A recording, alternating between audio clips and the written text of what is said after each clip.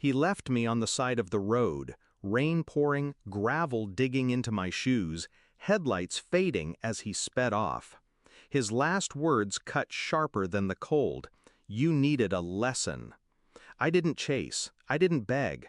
I just stood there, watching his taillights disappear, and whispered to myself, "Yes, but not the way you think." Moments later, a black truck slowed beside me. The window rolled down, my bodyguard stepped out, calm, unshaken, like he'd been waiting for this very moment. I smiled. My husband's cruelty had ended. He just didn't know it yet. I married him because he made me believe I was safe. Charming, attentive, successful. He wore loyalty like a second skin. And for a time, I believed him. I believed the way he touched my hand in public, the way he promised I was his anchor, his home. But that was before his ego grew hungry, before his love turned into control, before the lessons began.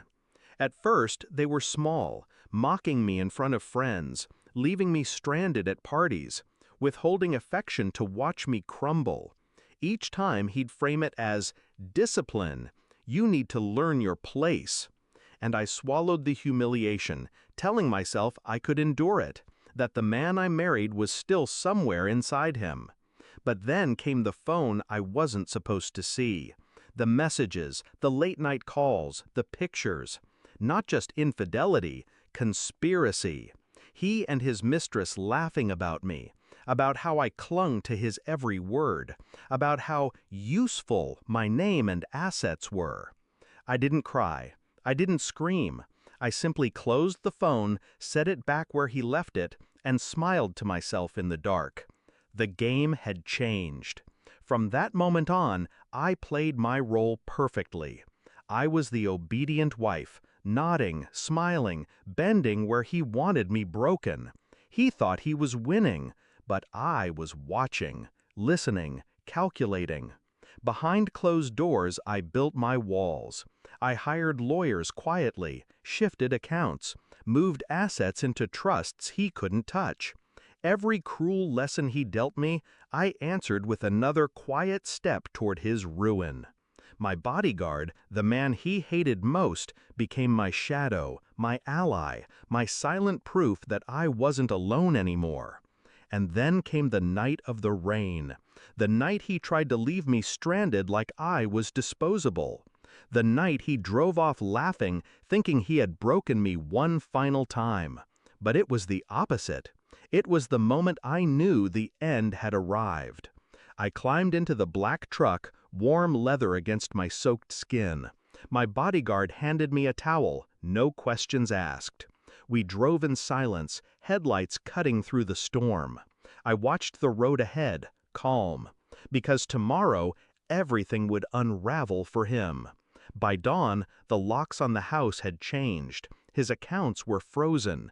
The mistress he thought was loyal had been bought out by me weeks earlier, her silence secured, her betrayal exposed.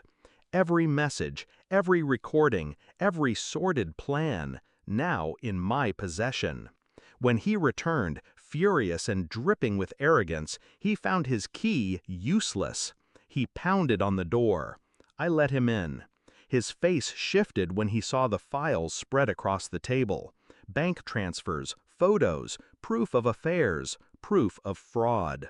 I didn't raise my voice. I didn't shed a tear. I simply said, "Your lessons are over. Mine begin now." The divorce was swift, public, devastating for him. His business partners cut ties, his reputation shredded, his mistress vanished like smoke. He tried to fight, but every lawyer in the city had already been briefed by mine. Every move he made, I had already blocked. I watched him sink, slowly, deliberately, step by step.